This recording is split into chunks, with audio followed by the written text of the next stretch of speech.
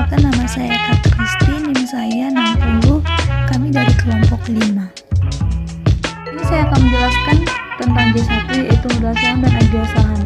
Saldo tanggal 31 bulan 12 2004 yaitu realisasi modal sahamnya sebesar 1.850.000.000 dan ideal sahamnya sebesar 1.106.054.000. Itu sesuai dengan kertas kerja sebelumnya. Saham yang dikeluarkan pada tahun 2004 modal sahamnya tidak ada dan ideal sahamnya juga tidak ada, dan saham yang ditarik pada tahun 2004 juga tidak ada. Jadi hasilnya tetap 1.850.000.000 itu modal saham dan 1.106.054.000 ideal sahamnya. Ini saya akan menjelaskan tentang K1, yaitu laba ditahan. Saldo tanggal 31 bulan 12 2004 setelah penyesuaian itu sebesar 1.099.499.400. Itu sesuai dengan kertas kerja tahun sebelumnya.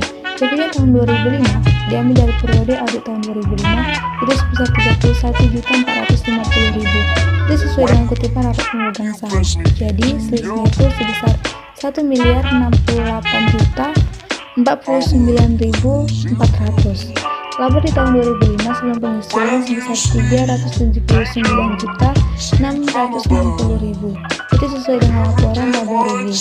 Jadi saldo tahun 2005 tanggal 31 bulan 12 sebelum penyesuaian itu sebesar 1.447.709.400. Penyesuaian dari hasil pemeriksaan itu sebesar 34.854.910. Itu didapat dari kolom penyesuaian dividen debit sebesar 163.590.000 dikurang dengan kredit sebesar 128.735.090. Saldo setelah penyesuaian menjadi 1.412.854.490.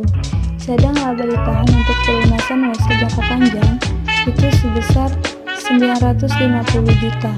Jadi saldo setelah reklasifikasi itu sebesar 464.854.490. Dari hasil yang telah dijelaskan barusan, maka akan dibuat jurnal reklasifikasi, yaitu laba ditahan pada cadangan laba ditahan sebesar 950 juta. Di sini saya akan menjelaskan tentang jurnal reklasifikasi. Jurnal pertama, 6 utangnya kapitalis pada utangnya jangka pendek debit sebesar 2.244.000, kreditnya juga 2.244.000. Yang kedua, K pertama, nomor rekeningnya itu ada 601, lalu ditahan pada cadangan laba ditahan debitnya sebesar 950 juta dan kreditnya juga 950 juta. Jadi masing-masing totalnya itu adalah 952 juta 254.000. Jadi hasilnya itu balance debit dan kreditnya. Ini Hendrik Kurnia NIM 57 akan menjelaskan tentang jurnal penyesuaian. Jurnal penyesuaian itu adalah jurnal yang dibuat pada akhir periode untuk menyesuaikan saldo-saldo perkiraan agar menunjukkan keadaan sebenarnya sebelum penyusunan laporan keuangan. Ini adalah contoh jurnal penyesuaian pada PT Bina Citra Pesona. Yang pertama itu ada retur dan potongan penjualan di debit 3.496.000.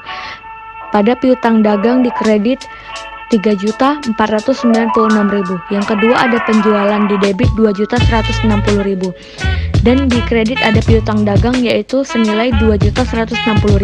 Jurnal penyesuaian ini didapat dari kertas kerja audit yang sudah dibuat.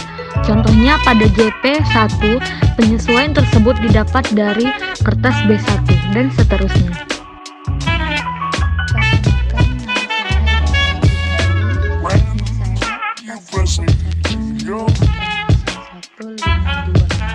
Selanjutnya adalah pengisian pada kolom trial balance 1 dan 2.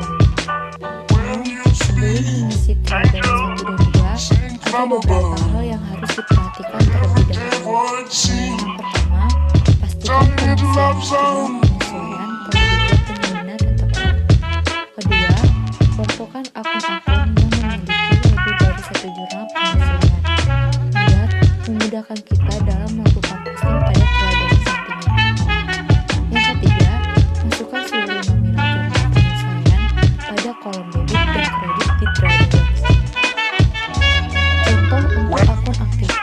pada akun nomor 101 kas Bank Ganesha terdapat penyesuaian di debit sebesar Rp7.760.000 sehingga per audit 31 Desember 2005 menjadi Rp894.022.000.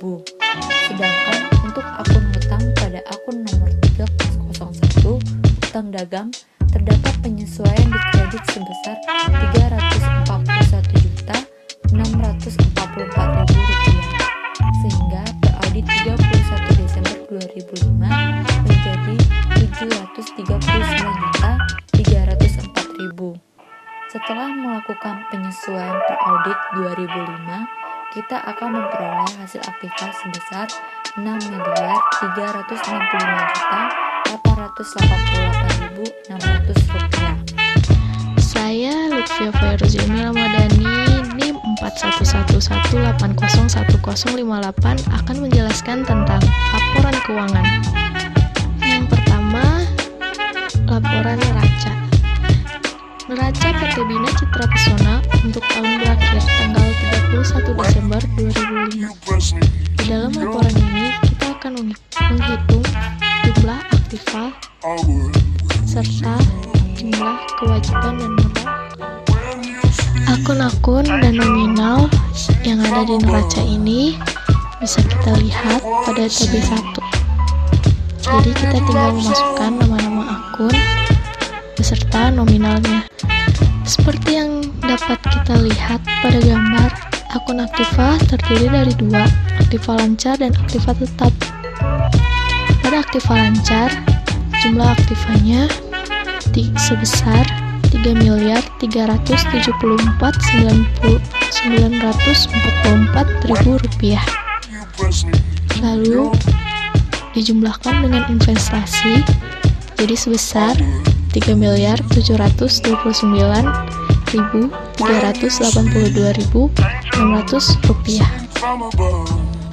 Lalu untuk kewajiban dan modal, kita tinggal menghitung total jumlah kewajiban dengan jumlah modal. Maka didapatlah hasil Rp6.365.888.600. Kedua, laporan laba rugi. Laporan laba rugi PT Bina Citra Pesona untuk tahun berakhir tanggal 31 Desember 2005.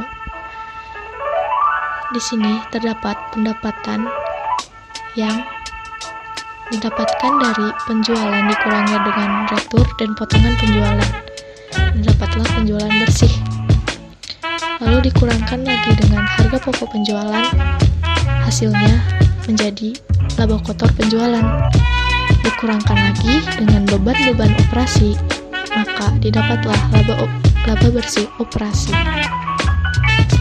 Setelah itu dikurangkan lagi dengan pendapatan dan beban lain-lain, maka hasilnya laba bersih sebelum PPh sebesar Rp521.238.600 yang dikurangkan lagi dengan pajak penghasilan sebesar Rp174.433.510. Didapatlah laba bersih sebesar Rp344.805.90. Dan yang terakhir, laporan laba ditahan. Laporan laba ditahan PT Bina Citra Pesona untuk tahun berakhir tanggal 31 Desember 2005. Di sini dapat dilihat bahwa laba ditahan awal periode dijumlahkan dengan laba tahun berjalan, lalu dikurangkan dengan dividen. Setelah itu dikurangkan lagi dengan cadangan laba ditahan.